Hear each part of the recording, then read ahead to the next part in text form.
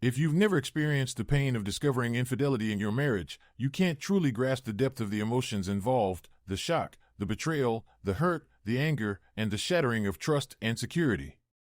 It's a pain I wouldn't wish on anyone. I had been happily married to Lucy for 9 years, which I considered the best years of my life. We met in college, both of us dating other people at the time, but it didn't take long for us to realize we belonged together. We tied the knot after graduating and settled in Springfield, Illinois, Lucy's hometown, where she worked as a CPA and I had a job in the programming division of a local manufacturing company. Although we hadn't yet started a family, our life together was fulfilling and joyful. I adored Lucy's family, and they welcomed me with open arms.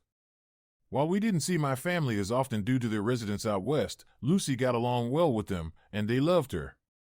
We had a wonderful circle of friends in Springfield and enjoyed socializing with them regularly. However, amidst our fantastic group of friends, there was one exception, Susan, Lucy's closest friend, who was married to Stan Marino. Stan was a boisterous individual with a tendency to dominate conversations with stories about himself. He had a habit of joking about his college football days, emphasizing that he was Stan Marino, the football player, not Dan Marino. Despite his attempts at humor, Stan often came across as arrogant and abrasive, especially when he had a few too many drinks. While Lucy tried to see the good in Stan, I found it difficult to warm up to him. He had a volatile side, particularly when intoxicated, and I couldn't understand why Susan stayed with him. Lucy, however, viewed him more sympathetically, believing he had a good heart despite his flaws. Our reluctance to spend time with Stan meant that Lucy and Susan would often socialize separately. However, one Sunday, Lucy came to me visibly distressed after receiving a call from Susan. "Bob, Stan hit Susan," Lucy revealed, her voice trembling with concern. I was shocked and immediately concerned for Susan's safety. Lucy recounted the details of the incident, explaining that Stan had become jealous and aggressive after drinking too much, accusing Susan of infidelity and resorting to violence. Susan, fearing for her safety, had called the police, leading to Stan's arrest and Susan's decision to file for divorce and obtain a protective order. The news left me shaken. Has he ever acted like this before? I asked Lucy, unable to comprehend Stan's sudden outburst of violence. Lucy assured me that Susan was shaken up but determined to divorce Stan.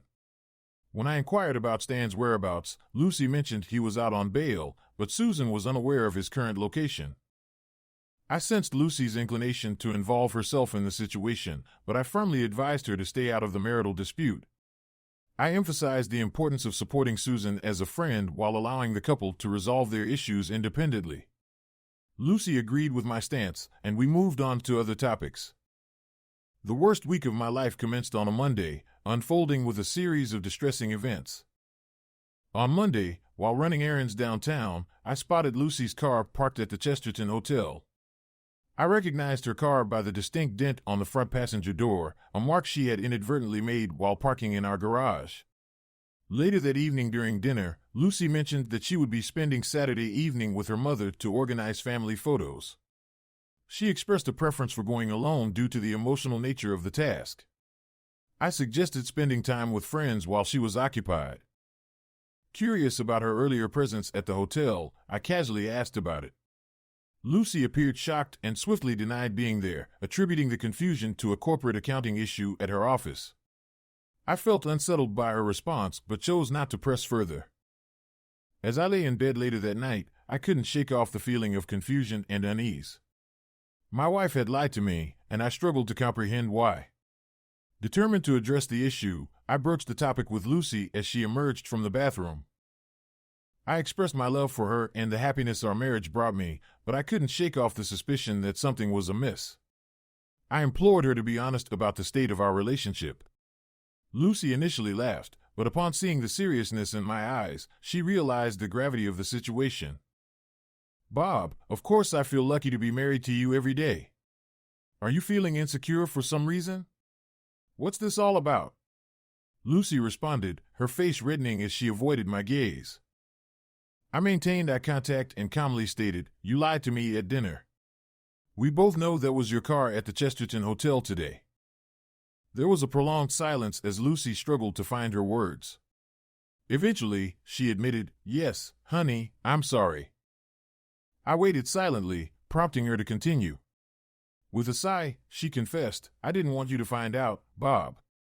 This was meant to be a surprise. I went there to reserve a suite for us for your birthday next month.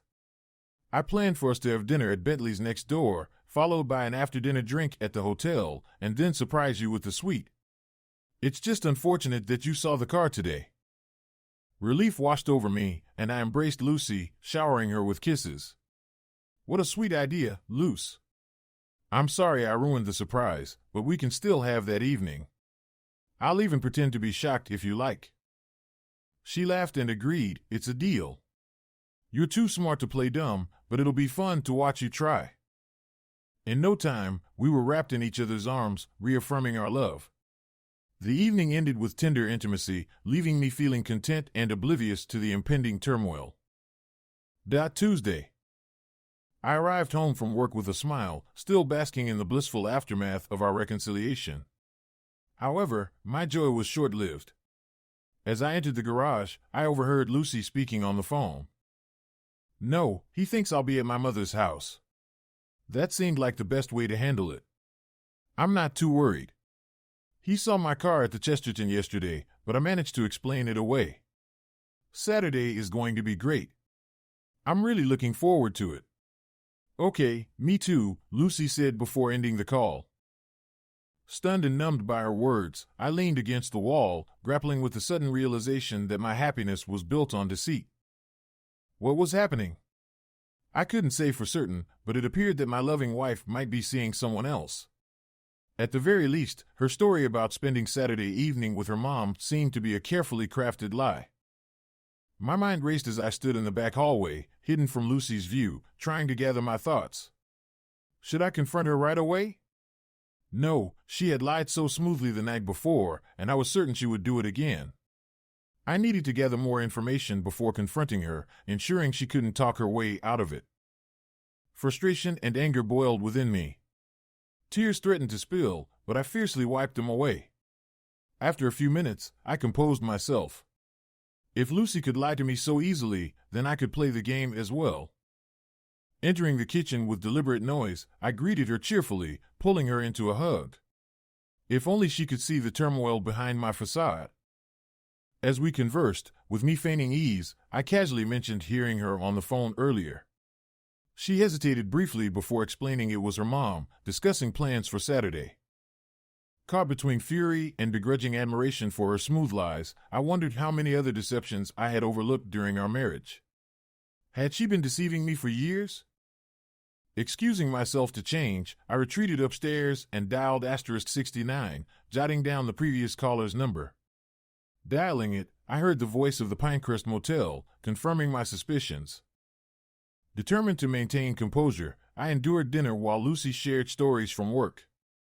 Later, as she cleaned up, I retreated to the study to review our cell phone bill.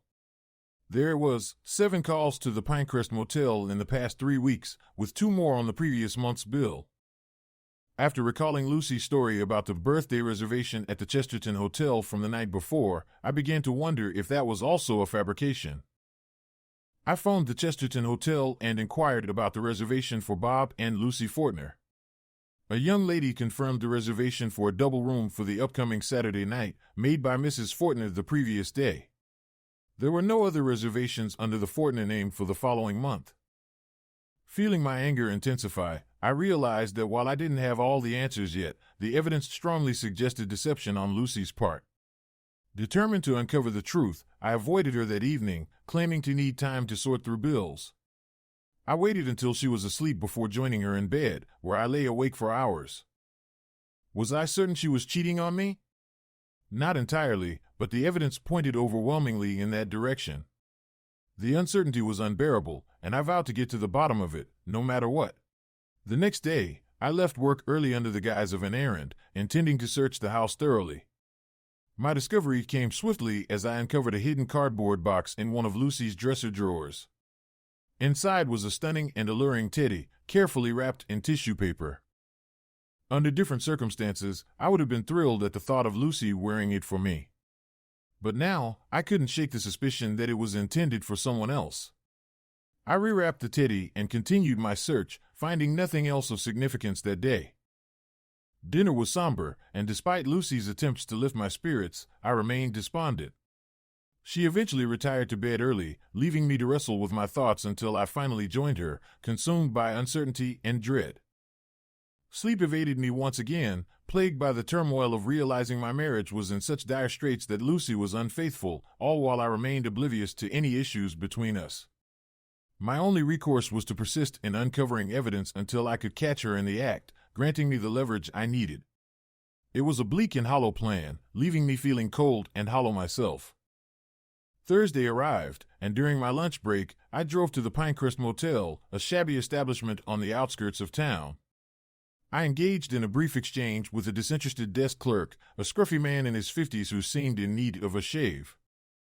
Slipping him a photograph of my wife along with a discreet bill, I inquired if she had visited the motel recently.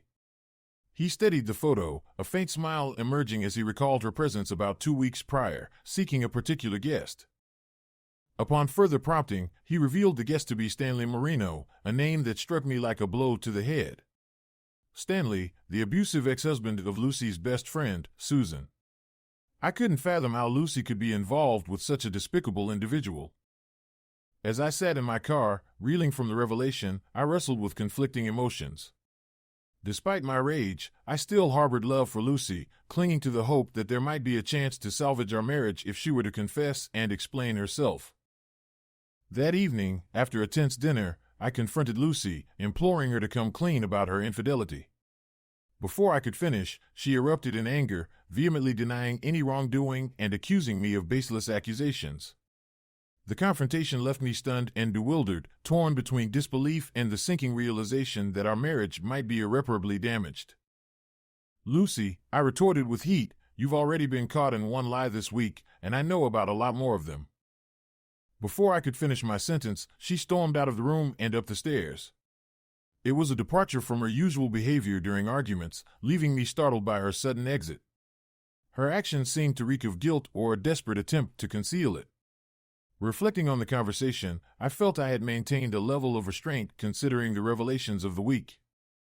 For the first time, the reality of the situation dawned on me. My marriage was likely beyond repair. In just 4 days, I had gone from a contented husband to a betrayed and humiliated cuckold. Now, I had to grapple with what to do next. There was no use attempting to continue the discussion with Lucy that night. I sat in contemplation, realizing that her planned rendezvous on Saturday at the Chesterton Hotel would be the final straw. If she went through with meeting Stan Marino there, regardless of how many times they had done so before, I would leave. Making that somber decision brought a sense of relief. I retired to the guest room and managed to get some much-needed rest, the first decent sleep in days. Friday arrived, and I rose early, opting to leave the house without encountering Lucy. Our interactions had been strained the night before, and I saw no point in prolonging the tension. Work proved to be an unproductive distraction as my thoughts remained consumed by the state of my marriage. Returning home early, I sat in the kitchen lost in thought until Lucy's arrival. Her greeting was cold as she ascended the stairs to shower. It occurred to me that I had overlooked searching her purse during my earlier sweep of the house. Now, as I rifled through it, my heart sank at the discovery of a box of condoms buried within. The implications hit me like a ton of bricks. Lucy had been on birth control since our marriage, making the presence of condoms inexplicable except for the purpose of infidelity. Feeling a surge of disgust and betrayal, I couldn't bear to remain in the house any longer. I hastily replaced her belongings, left a brief note, and escaped for dinner with my friend Max, seeking solace and distraction. We enjoyed a meal and watched a game, but my mind was consumed by the impending decision looming over my marriage. As I lay awake in the guest room, I pondered whether the following day would mark the end of my marriage.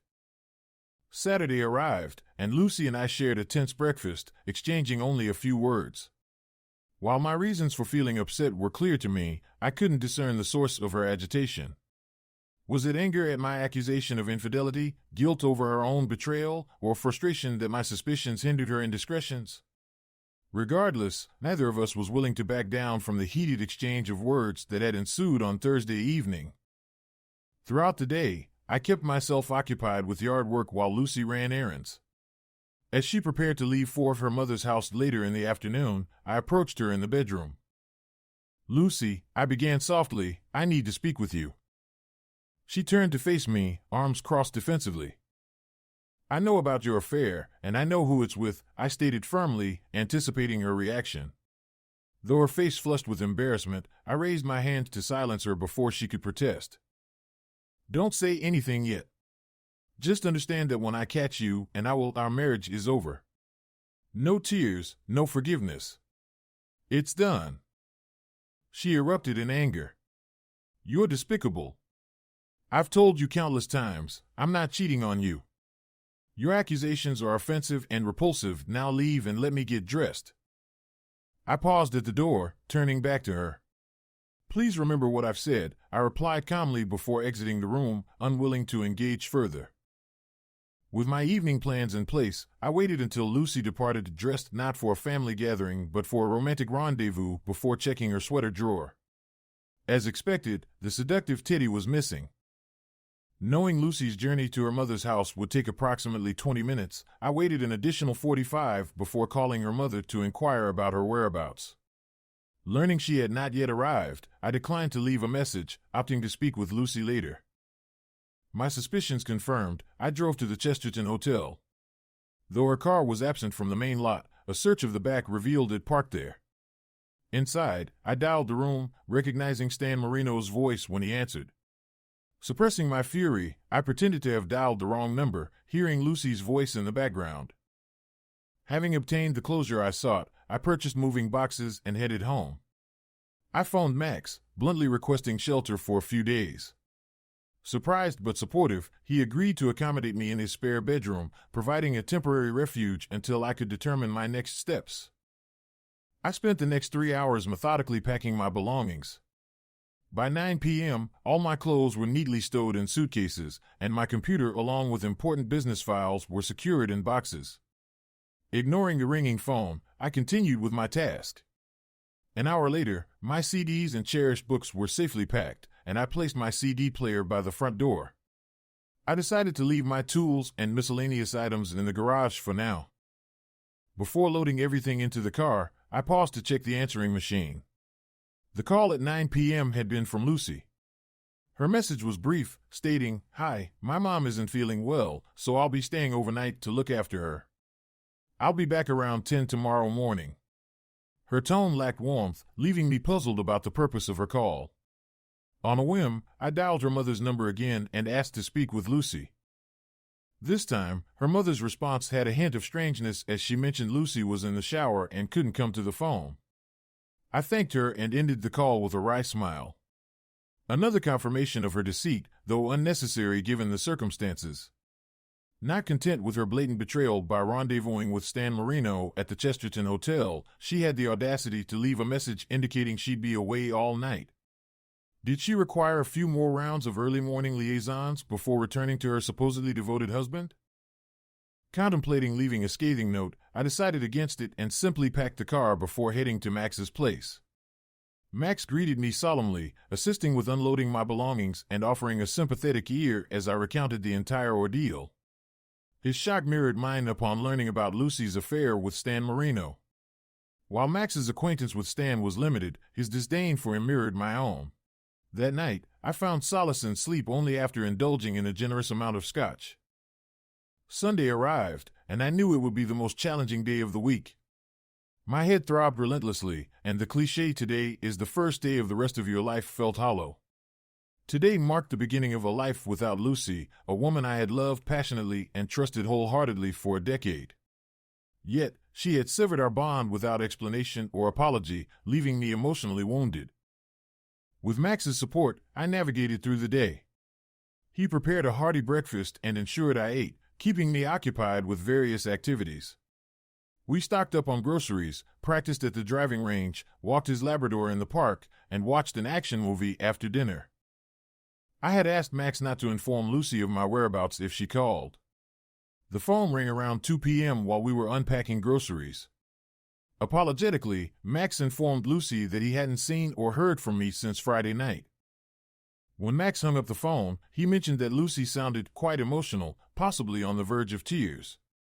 I couldn't help but smirk at the belated display of remorse from my wife.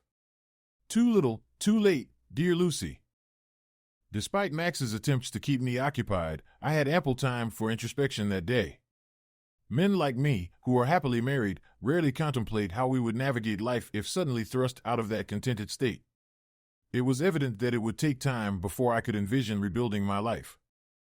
I tried to remind myself that at 31, with a decent appearance and a stable, well-paying job, I could be considered a catch for another woman. However, the thought of re-entering the dating scene was far from appealing. While theoretically, starting anew could be exciting, the recent blow to my confidence and trust made it daunting. I couldn't fathom what I had done or failed to do to drive Lucy into Stan Marino's arms. A week ago, I would have sworn we had a strong marriage, highlighting my poor judgment in assessing the situation. As I struggled to sleep, I found myself eagerly anticipating Monday morning, when work would provide a welcome distraction. The distraction, however, was minimal. The day dragged on, weighed down by a pervasive sense of melancholy. Unready to divulge the demise of my marriage to colleagues, I forced a semblance of cheerfulness to deflect any probing inquiries. Behind my closed office door, I allowed myself to wallow in my despondency. I redirected calls to voicemail to avoid speaking with Lucy and instructed the department secretary to inform her of my unavailability if she called the main company line. Finally, the workday concluded, and I listened to Lucy's 5 voicemails, each reflecting a spectrum of emotions from concern to confusion to rage. Not once did she sound remorseful for her actions. I deleted the messages and drove to Max's place. To my relief, Max was out on a date with Kathleen, affording me solitude. I declined the company of others and decided to reciprocate Max's hospitality by taking care of household chores, something he tended to neglect. After warming up a frozen pizza, I indulged in a couple of beers and watched a baseball game on TV. In a moment of self-pity, I realized the stark contrast between my current state and the life of a carefree bachelor. By the 6th inning, tears streamed down my face uncontrollably, a pitiful sight thankfully observed by no one else. I turned off the game, composed myself, and retreated to bed. Second week, Tuesday. Upon arriving at work, I discovered 3 additional messages from Lucy, each escalating in distress. Deleting them, I delved into the programming dilemma I tackled the previous day. It was marginally easier, albeit barely, to compartmentalize my personal turmoil and concentrate on the task at hand. Around 11 a.m., Lucy burst into my office, tears streaking her face, unleashing a barrage of accusations. "Do you think you can just walk away from me, you jerk? We have one argument and suddenly you vanish without a word? And you don't even have the decency to tell me where you've gone?" My retort matched her intensity, forgetting the open doorway. "You've got some nerve, Lucy.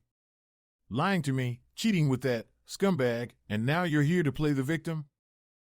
"I didn't cheat on you," she protested. "I have no idea what you're talking about." Exhausted, my anger dissolved into despondency. With a calmer tone, I urged her to leave. "No, I won't. You can't abandon our marriage, terrify me about your whereabouts, and expect me to just accept it. I want to know." Interrupting, I issued a stern ultimatum. "Lucy, I would never lay a hand on you, but if you don't leave in 5 seconds, I'm calling security. Go back to Stan Marino for all I care." Stunned, she stared at me before erupting in anger once more. Stepping past her, I instructed the department secretary to summon security to escort her out. Rushing to the stairwell, I spent the next 20 minutes reflecting on the confrontation. Upon my return, Lucy had vacated the premises. Second week, Wednesday. Throughout the day, I stewed over the encounter. What gave Lucy the right to confront me? Even if she had approached me apologetically, my fury would have remained, albeit somewhat tempered. But her indignant display only compounded the injury. I forced myself to concentrate on work, occasionally joining colleagues for lunch, maintaining a facade of normalcy. Concealing my anguish from them offered a strange satisfaction. At day's end, I checked my voicemail. 2 messages from Lucy awaited me. Initially inclined to delete them, I detected a shift in tone from her previous ones. Intrigued, I listened. In the first, she sobbed, pleading for me to call her back, vehemently denying any infidelity. The second echoed her distress, insisting she hadn't slept with Stan Marino and imploring me to believe her. I was at a loss for what to think. While I had no intention of reaching out to Lucy, the stark contrast in her messages left me questioning the situation. Had she simply recognized that I was aware of the truth, realizing that her confrontational approach wouldn't yield any results? Over dinner with Max, I divulged the recent events. After hearing me out, he suggested, "Bob, it seems like there might be more to this story than you realize. Have you considered meeting with Lucy and hearing her perspective?" I offered a wry smile. "That's a reasonable suggestion, Max. Unfortunately, I'm not feeling very reasonable at the moment. I wasn't the one who jeopardized our marriage and betrayed my spouse, that was her. So, let her deal with the consequences." I know it doesn't sound particularly magnanimous, but I'm not feeling very generous right now. I exerted considerable effort last week to encourage honesty from her, but she consistently rebuffed me. Now, I suppose the tables have turned. Max chuckled sympathetically.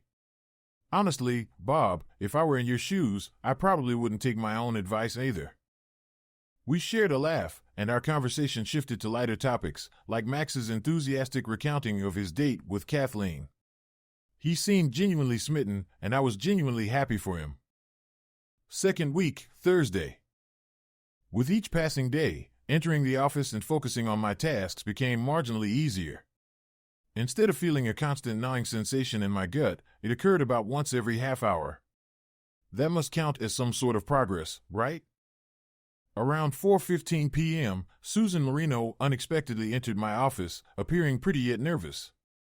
I was taken aback by her presence, but rose politely to greet her. "Hello, Susan. What a surprise. How are you?" "I'm fine, Bob, thank you.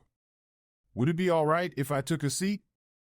"Of course," I replied, pulling out a chair opposite my desk for her. As we both sat down, I waited to hear what she had on her mind. Did she know about my wife's involvement with her husband? If not, was it my place to inform her? Finally, she spoke hesitantly, seemingly wary of my reaction. "Bob, could I ask you for a favor?"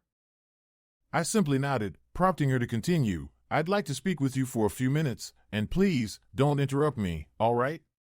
Can you agree to that?"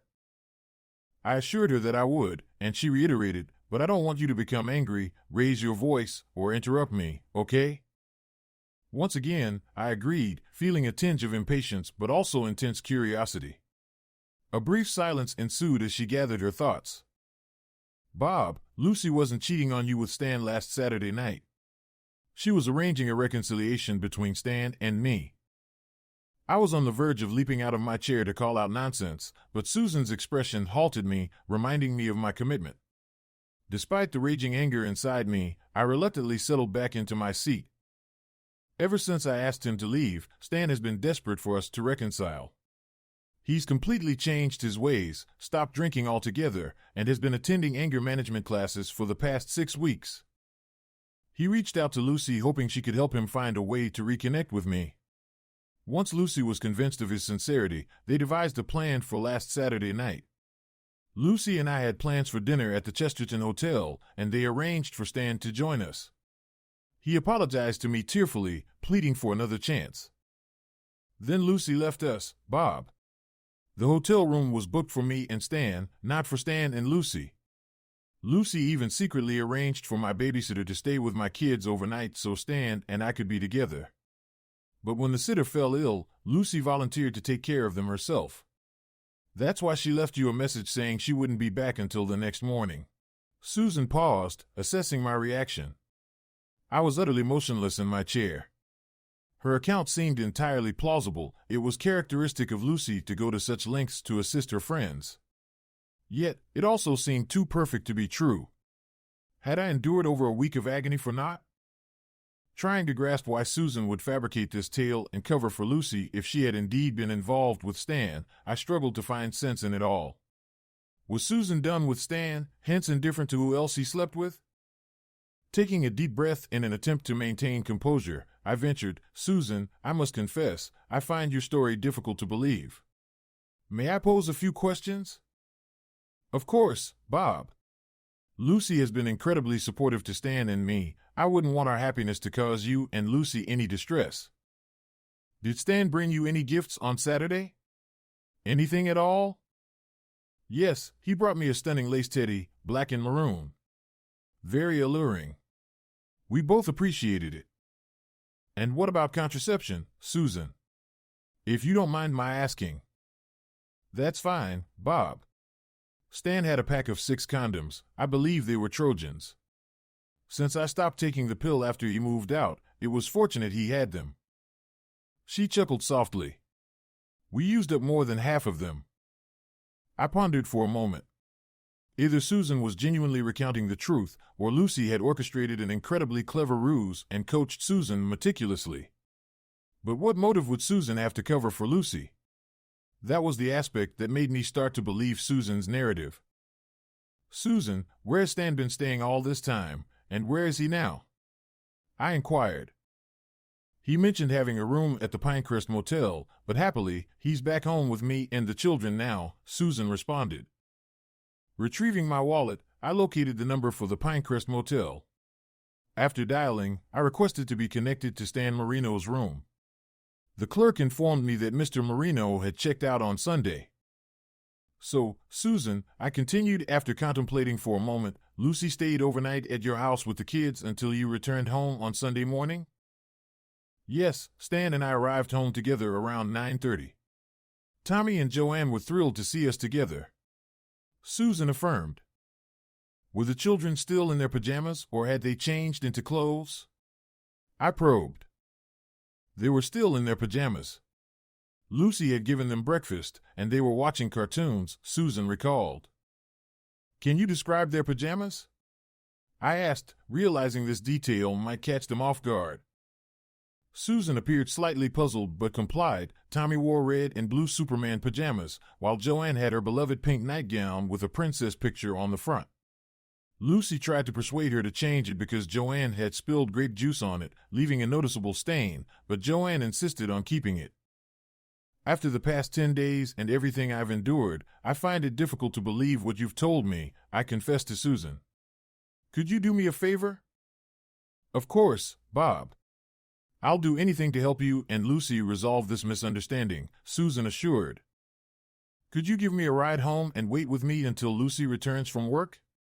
I requested, realizing I needed to speak with Lucy before she had the chance to discuss things with Susan and potentially align their stories.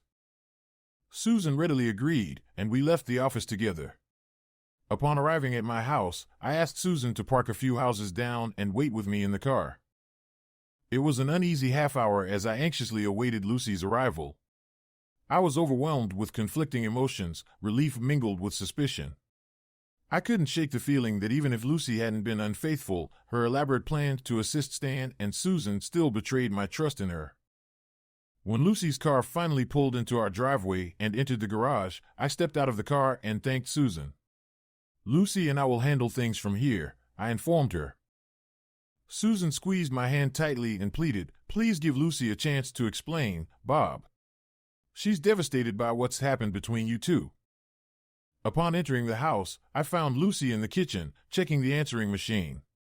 As she turned and saw me, she rushed into my arms, relieved. Thank God. Sweetheart, you're back, she exclaimed. Gently, I disengaged from her embrace and took a step back, my mind racing and my heart pounding.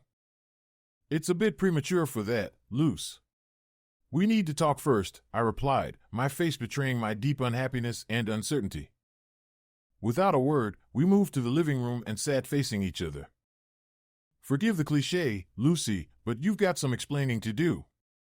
I managed a faint smile. Regardless of what did or didn't happen, you lied and deceived me repeatedly.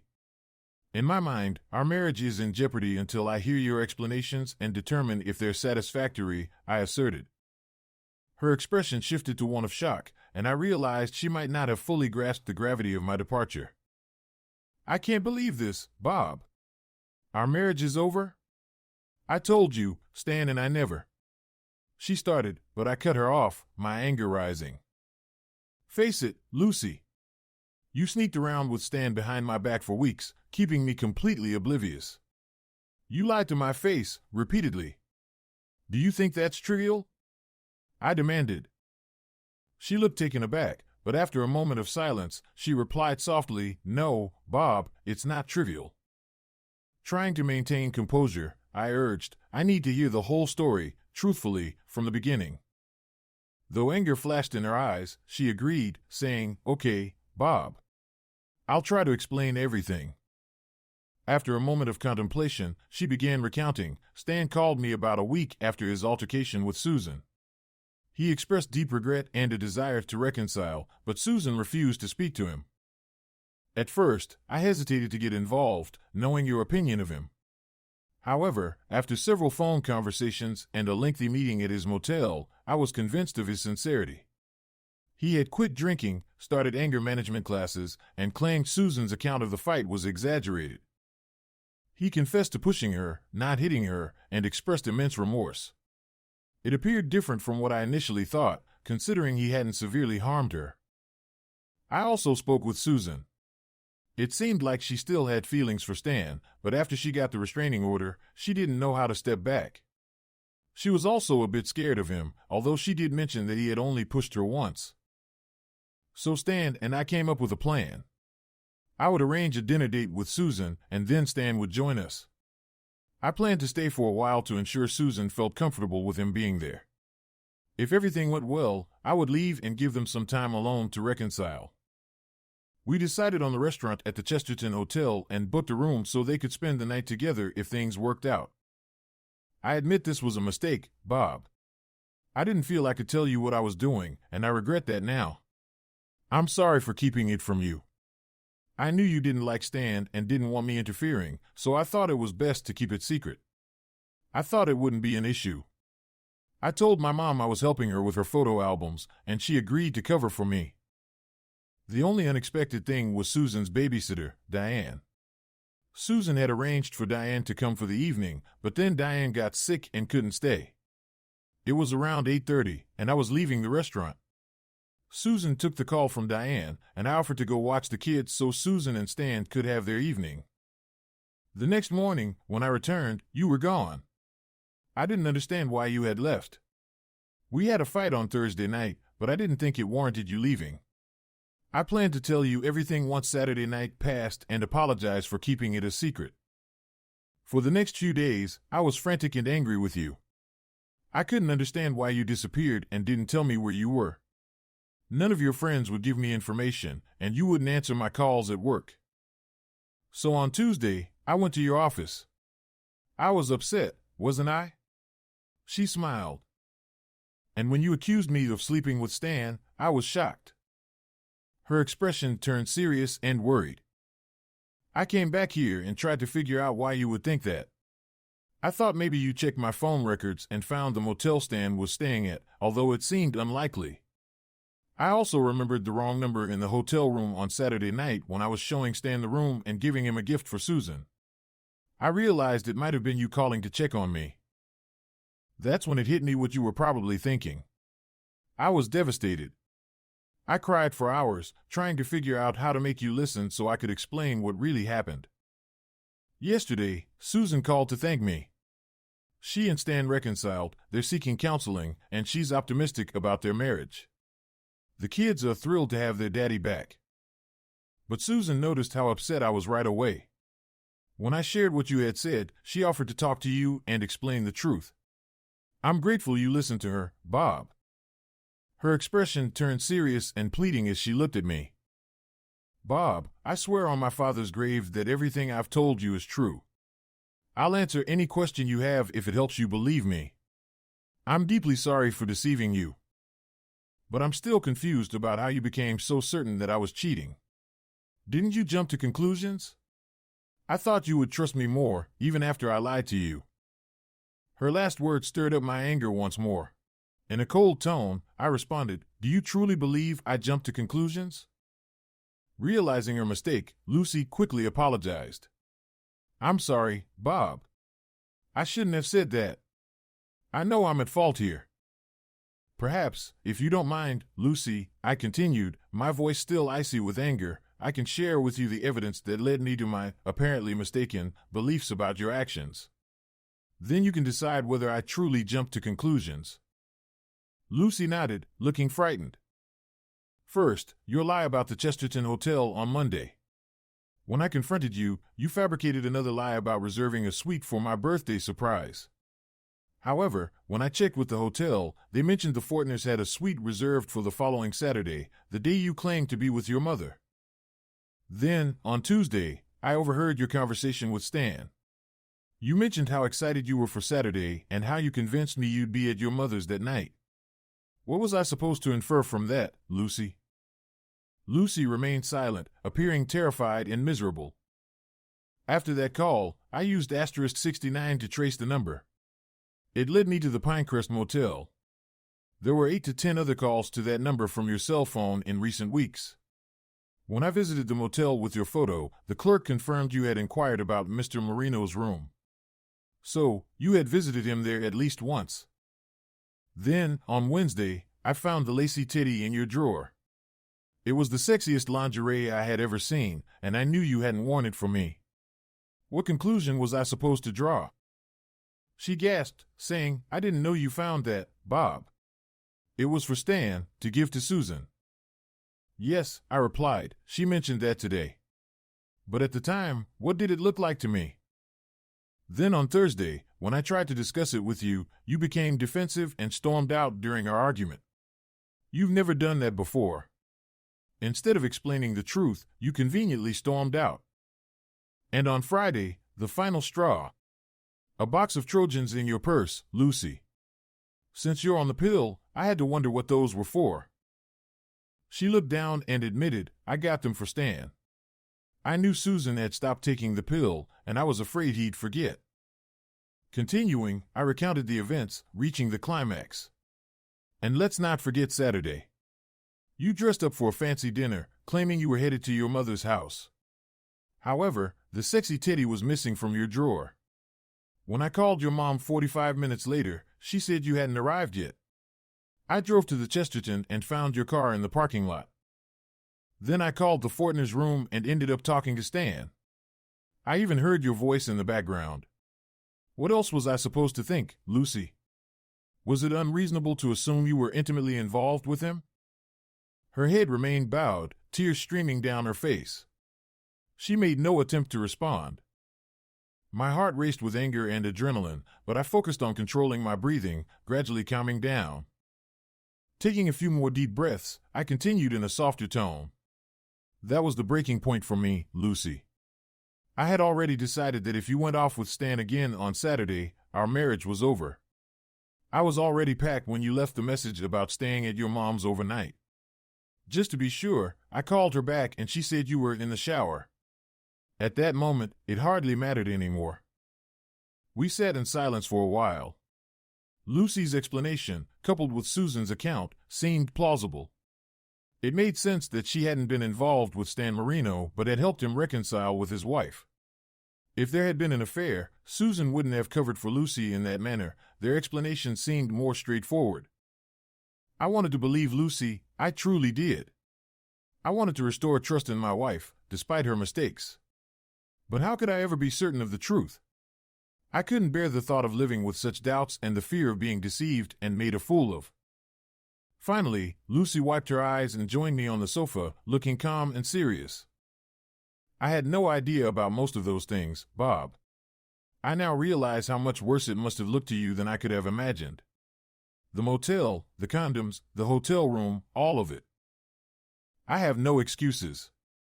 I thought I was being clever by keeping you in the dark, planning to tell you afterward and hoping you'd be proud of me for helping our friends. Now I see how foolish I was and how much pain I caused you." I remained torn, caught between relief and anger, happiness and suspicion. "So on Saturday, you stayed with Susan's kids all night, Lucy?" "Yes, I got there a little after 9 and sent the sitter home. They were already in bed. The next morning, I got them their breakfast and let them watch some TV. Susan arrived around 9:30 with Stan. It was such a happy scene. The children never understood why Daddy had been gone, and they were overjoyed to see him. Did you dress them up to greet their parents? No, I probably should have, but it never occurred to me. They ate breakfast in their pajamas. Joanne spilled half a glass of grape juice all over her nightie, but she wouldn't let me put her in a clean one. It was her favorite, she said, a pink one with a princess on the front. She looked pretty silly with that huge purple stain on it, but when you're 6 years old, I guess that doesn't matter so much. Lucy turned to look at me, shocked to see tears streaming down my face. I began to weep, unable to control myself. She embraced me tightly, pressing her head onto my shoulder and stroking my hair. I cried and cried, feeling the days of misery and hurt dissolve and drain out of me, leaving me exhausted with relief. I hadn't realized until that moment, with it all behind me, how much pain I had been in. Finally, it was over. I sat quietly, drained. Lucy remained in my arms, holding me tightly, perhaps afraid of what might come next. Hesitantly, she asked, "Honey, do you believe me?" "Yes," I said. "I believe you." We sat in silence for what felt like an eternity, maybe 10 minutes. Eventually, I gently disengaged myself and stood up. "Luce, I'm going to take a shower and clean up." She squeezed my hand and gave me a happy smile before letting me go. As I trudged upstairs, my mind buzzed with confusion. Thank goodness, she hadn't cheated on me, hadn't had an affair with that jerk. It was all a misunderstanding, the perfect storm of misunderstandings. But why didn't I feel better than I did? I climbed into the shower and stood under the water, letting it rain down on my head. Slowly, my jumbled feelings started to come into focus. Mixed with relief was a lot of anger. All the suffering she'd put me through, for nothing. Because she didn't trust me enough to tell me the truth. Because helping Stan and Susan became more important to her than our marriage. I realized the worst week of my life was finally over, but not the worst week of Lucy's. I got out of the shower, dried off, and dressed in a shirt, slacks, and a casual jacket. Whistling softly to myself, I headed downstairs. In the kitchen, Lucy was humming to herself as she prepared dinner. I kissed her cheek quickly and headed for the door. "Bye, Lucy," I said. "Where are you going?" she asked in alarm. Without stopping, I called back over my shoulder, out. "I have a date." Write your opinion in the comments. Thanks for watching and have a great day.